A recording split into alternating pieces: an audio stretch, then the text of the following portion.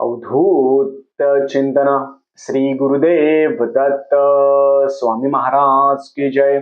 छत्रपती शिवाजी महाराज की जय. श्री स्वामी समर्थ. आज मी आपल्याला गुरुप्रतिपदा नरसिंह सरस्वती स्वामी महाराज शल्यगमनास गेले तो दिवस, गुरुप्रतिपदेच्या दिवशी कोणता अध्याय वाचावा, बेसनाचे लाडू असेल, खारे शेंगदाणे असेल, हे महाराजांना का बरं आवडतात, आणि गुरुप्रतिपदा त्या दिवशी आपण सेवा कोणती करायची. चॅनलवर पहिल्यांदा आला असेल तर अवश्य सबस्क्राईब करा, म्हणजे येणारे नवीन व्हिडिओ श्री स्वामी समर्थ महाराजांचे गुरुचरित्राची आणि नवनाथ पारायणाबद्दल माहिती होईल. आपण जर गाणगापूरमध्ये गेला नसाल तर आयुष्यात एकदा तरी गाणगापूरमध्ये जावं आणि संगमाच्या तिथे गुरुचरित्र पारायण करावं. दत्त महाराज अजून पण तिथे आहेत. आपल्या मनामध्ये भाव पाहिजे. गुरुप्रतिपदा म्हणजे काय? आपण माघ महिन्यामध्ये म्हणतो, मग त्यामध्ये गुरुप्रतिपदा म्हणजे काय? नरसिंह सरस्वती स्वामी महाराज त्या दिवशी, प्रतिपदेच्या दिवशी गाणगापूर हे स्थान सोडून शल्यगमनला जातोय असं सांगताय. सायनदेव असेल, त्यांनी फुलं दिले शेवटचे की आम्ही जातोय. पण महाराज तेव्हा खूप लोक रडले, की महाराज प्रत्यक्ष महाराज होते, अजून पण आहे, पण महाराज म्हटले आम्ही आता जातो आमच्या शल्यगमन. त्या दिवशी महाराज म्हटले, सगळ्यांनी, पूर्ण गाव आहे गाणगापूर ते पूर्ण रडलं होतं की महाराज तुम्ही जाऊ नका. तर महाराज म्हटले आम्ही निर्गुण निराकार ह्या पादुका ठेवतो, ज्या आता गाणगापूरच्या मठामध्ये त्या पादुका निर्गुण आहे, निर्गुण स्वरूपात आहे. जेव्हा आपण गाणगापूरमध्ये जातो, गाणगापूरमध्ये गेल्यानंतर खूप जण काय करतात, घाबरतात. भूत बाधा पिशाच हे आता जे आहे, जेव्हा महाराज होते नरसिंह सरस्वती स्वामी महाराज जेव्हा होते ना, तेव्हा पण असे बाधित लोक असायचे. ब्रह्मराक्षस असेल, असे बाधिक लोक असेल, असे सगळे लोक असायचे आणि होते तेव्हा पण. कारण की महाराजांकडे सगळेजण यायचे. मग तेव्हा असे लोक असायचे, चांगले लोक पण असायचे. आणि हे जे लोक ज्यांना बाधा आहे ते पण चांगलेच लोक आहेत, पण त्यांना काही बाहेरची बाधा झालेली असते. ते मुक्तीसाठी म्हणत असतात की दत्त महाराज आम्हाला वाचवा, दत्ता आम्हाला वाचवा, आम्हाला सोडा. तेव्हा पण लोक असे यायचे. पण महाराज काय म्हटले, आता खूप लोक वाढले. महाराज म्हटले की आता अधर्म, आम्ही आमचं जे शल्यगमन आहे, शल्यगमनला आम्ही जातो, आम्ही अदृश्य होतो, आम्ही शल्यगमनला जातो, आमच्या पादुका आहे त्या पादुका आम्ही ठेवतो. खूप जण म्हटले महाराज तुम्ही का बरं चालले आम्हाला सोडून? ते म्हणे तुम्ही जेव्हा स्मरण केलं, स्मरण मात्रे, तुम्ही जेव्हा स्मरण करणार माझं तर मी तुम्हाला प्रत्यक्ष दिसणार. अजून पण गाणगापूरमध्ये तुम्ही जर मनापासून हाक मारली दत्त महाराजांना की महाराज मला तुमचं दर्शन घ्यायचंय, महाराज तुम्हाला कोणत्या ना कोणत्या रूपामध्ये दर्शन देतात. गाणगापूरमध्ये कोणत्या ना कोणत्या रूपात. त्या दिवशी आपण काय करायचं, त्या दिवशी आपण गुरुप्रतिपदेच्या दिवशी 2 फेब्रुवारी आहे, त्या दिवशी घरामध्ये महाराजांची मूर्ती असेल त्याला अभिषेक करू शकता. दत्त महाराजांची मूर्ती असेल त्याला अभिषेक करू शकता. त्या दिवशी कोणता अध्याय वाचायचा? गुरुप्रतिपदेच्या दिवशी 51वा अध्याय आणि 52वा अध्याय, तो गुरुचरित्राचा अध्याय सर्वांनी वाचावा. नैवेद्य काय करायचं? तुम्ही वरण भात भाजी पोळी घेवड्याची भाजी हे करू शकता, घेवड्याची भाजी करू शकता. बेसनाचे लाडू महाराजांना फार आवडतात. तुम्ही जेव्हा कधी गाणगापूरला जाणार असाल, तुम्हाला वाटतं आता गाणगापूरला जायचंय मला, महाराजांना काय घेऊन जायचं? बेसनाचे लाडू, खारे शेंगदाणे आणि खडी साखर, या 3 गोष्टी जर तुम्ही गाणगापूरमध्ये महाराजांना घेऊन गेलाय डब्यामध्ये, तो प्रसाद डायरेक्ट गाणगापूरच्या मठामध्ये जातो आतमध्ये. बेसनाचे लाडू शुद्ध तुपातले महाराजांना फार आवडतात. म्हणून कोणतेही गुरुचरित्र पारायण तुम्ही करणार, नवनाथ पारायण करणार, तेव्हा बेसनाचे लाडू शुद्ध तुपातले करावे, महाराजांना ठेवावे. गुरुप्रतिपदेच्या दिवशी पण 51वा अध्याय आणि 52वा अध्याय प्रत्येकाने वाचावा. 51वा 52वा अध्याय वाचा किंवा संक्षिप्त गुरुचरित्र असेल ते वाचावं. आणि आपण संक्षिप्त गुरुचरित्र आहे, स्वामी चरित्र असेल ते वाचू शकता. नैवेद्य आरती करायची, वरण भात भाजी पोळी घेवड्याची भाजी आरती करायची महाराजांची. त्या दिवशी जास्त नामस्मरण करावं, महाराजांचं स्मरण करावं. आणि गाणगापूरमध्ये तो उत्सव असतो.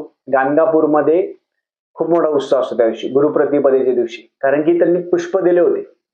दिवाळीच्या सणाच्या वेळेस पण महाराज 7 जणांच्या घरी जाऊन महाराज 8व्या ठिकाणी तिथे बसलेले होते. म्हणून तुम्ही गाणगापूरमध्ये जाणार असाल, गाणगापूरमध्ये अवश्य जावं. तिथं जे लोक उड्या मारता, लोक आरडता वरडता, लोक आरडाओरडा करता, उड्या मारता, लोक त्यांचे फोटो काढतात. जो व्यक्ती ते आरडाओरडा करता किंवा जे बाधेपासून मुक्त होण्याची जे लोक त्यांचे फोटो काढत असेल, लक्षात ठेवा ती बाधा तुमच्या घरात येणार आहे. म्हणून चुकूनही गाणगापूरमध्ये गेल्यानंतर बाधित व्यक्तीचे फोटो काढायचे नाही, नाही ते तुमच्या घरी येतील सगळे. लक्षात ठेवा. मी कधी गाणगापूरमध्ये गेलो तर मी सांगत असतो की अशा गोष्टी करायच्या नाही. त्यांचे बाधित व्यक्तीचे फोटो काढू नका, बाधित व्यक्तीचे काही काढायचं नाही. तुम्ही जर ते काढलं, ती जी बाधा आहे ना ती तुमच्या घरी येईल. असे भरपूर केसेस माझ्याकडे आहे. अशा गोष्टी करायच्या नाही. आपण गुरुप्रतिपदेला 2 फेब्रुवारीला छानपैकी महाराजांचा अभिषेक करावा. गुरुचरित्राचा 51वा अध्याय 52वा अध्याय वाचावा. तुम्ही हे सकाळी करू शकता, दुपारी करा किंवा रात्री करा. तुम्हाला दिवसभरात कधीही जमलं तर कधीही करा. महाराजांना विद्यार्थी करायची, महाराजांना बेसनाचे लाडू करा, पुरणाची पोळी असेल ते करू शकता. आणि महाराजांचं स्मरण करायचं. स्मरण मात्रे, महाराजांना स्मरण केलं तर महाराज सगळ्या गोष्टी देत असतात. नामस्मरण आपण जास्त करायचं. आणि गुरुप्रतिपदेला महाराजांची आठवण करा. महाराजांना खूप आवडतं. आपण गाणगापूरमध्ये जातो ना, आता माझा अनुभव सांगतो तुम्हाला. गाणगापूरमध्ये दत्त महाराज कसे आहेत. जेव्हा गुरुचरित्र वाचायचं होतं संगमावर, रात्री छत्रपती संभाजीनगर मधून आम्ही जातो, तर आम्हाला जायला 12 घंटे लागतात. बरोबर. 12 घंटे लागल्यानंतर आम्ही रात्री निघलो, सकाळी तिथं पोहोचलो. सकाळी पोहोचल्यानंतर स्नान केलं संगमावर, प्रदक्षिणा मारल्या आणि मारल्यानंतर आम्ही गुरुचरित्र पारायण करायला वाचायला बसलो. तर आपलं 3 दिवसाचं पारायण करायचं होतं. वाचायला बसलो, वाचन केलं, भस्म लावलं, सवळं घातलं, छानपैकी वाचायला बसलो. गुरुचरित्र वाचन करत असताना काही खायचं नाही. मी खात नसतो कधीच. मी खाल्लं नाही, पाणी नाही, काही नाही. वाचून घेतलं, वाचन पूर्ण झालं आणि दुपारी 3-4 वाजता माझं वाचन पूर्ण झालं. त्या दिवसाचं मी हळूहळू वाचतो, प्रत्येक शब्द वाचतो. आणि गाणगापूरमध्ये आरडाओरडा काही असेल, आपण लक्ष नाही द्यायचं. आपण दत्त महाराज आपलं गुरुचरित्र ऐकण्यासाठी बसलेलं आहे, म्हणून त्या पद्धतीने आपण वाचायचं. नुसतं संपवायचं नाही. तिथं खूप जण बघतो नुसतं संपवता, बोटं फिरवता आणि संपवता. नाही, मी प्रत्येक शब्द ना शब्द ते वाचून महाराजांना वाचून आपण दाखवत होतो किंवा ऐकत होतो. ते केल्यानंतर माझं वाचन झालं. मी उठलो, थोडे पाय मोकळे केले, प्रदक्षिणा मारली आणि थोडं तिथं डोळे बंद करून बसलो. महाराजांना म्हटलं, महाराज मला आता भूक लागली. मी सकाळपासून काहीच नाही खाल्लं महाराज. फक्त मी एवढंच बोललो आणि नामस्मरण करू लागलो. नामस्मरण करता करता बाजूला कोणी व्यक्ती होता, तो आला आणि मला म्हटलं की प्रसाद वाटप चालू आहे, तो प्रसाद तुम्ही घ्यायला जा. मी मनामध्ये चिंता करू लागलो की 2 मिनिटापूर्वी महाराजांना म्हटलो की महाराज मला भूक लागली, मी सकाळपासून काही खाल्लं नाही, आणि 2 मिनिटामध्ये 4 वाजता तो व्यक्तीने मला हात केला की इथं प्रसाद वाटप चालू आहे, तो प्रसाद घ्या नाही तर संपून जाईल. मी उठलो, तो प्रसाद घेतला आणि खाल्ला. म्हणजे गाणगापूरमध्ये महाराजांचं लक्ष तुमच्यावर असतं. तुम्ही काय करता, कसं राहता, आपली काळजी सगळे महाराज घेतात.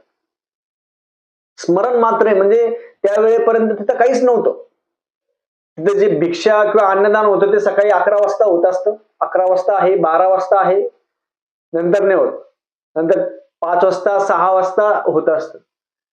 पण आपण जेव्हा मनातून म्हणतो की महाराज मला भूक लागली, मी सकाळपासून काही खाल्लं नाही, अचानक ते थोड्या वेळानंतर लगेच कोणी व्यक्ती येतो, सांगतो की प्रसाद चालू आहे, घ्या. आणि मी ते गेलो तर एकच वाटी राहिली होती, ती वाटी घेतली, मी खाऊन घेतली. नंतर डोळे बंद करून म्हटलं, महाराज तुमचं सगळं लक्ष असतं आणि आपण मनामध्ये जे बोलतो ते महाराज सगळं पटकन करता बघा. एवढी ताकद त्या गाणगापूरमध्ये. आपण म्हणतो, खूप जण म्हणतात दादा गाणगापूर अस्वच्छ आहे, गाणगापूर असं आहे तसं आहे. नाही, माझ्या याच्यानुसार आपण आपल्या आई वडिलांचं घर कधी अस्वच्छ म्हणतो का? गाणगापूर माझ्यासाठी सर्वस्व आहे. म्हणून हे डोक्यातून सोडून द्या.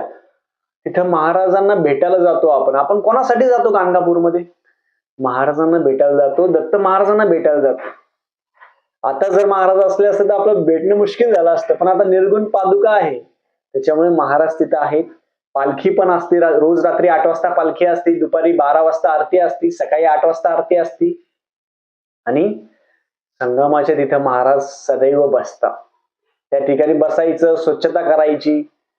आणि गाणगापूरमध्ये मी येणाऱ्या 9 तारखेला जाणार आहे. 9, 10, 11 3 दिवस गाणगापूरला संगमावर पारायण करायचा योग आलेला आहे. जायचं चालू आहे. या पद्धतीने प्रत्येकाने गुरुप्रतिपदेच्या दिवशी प्रत्येकाने गुरुक्षेत्राचा 51 आणि 52 अध्याय वाचावा. झालेली सेवा मी महाराजांच्या रुजू करतो. श्री स्वामी समर्थ.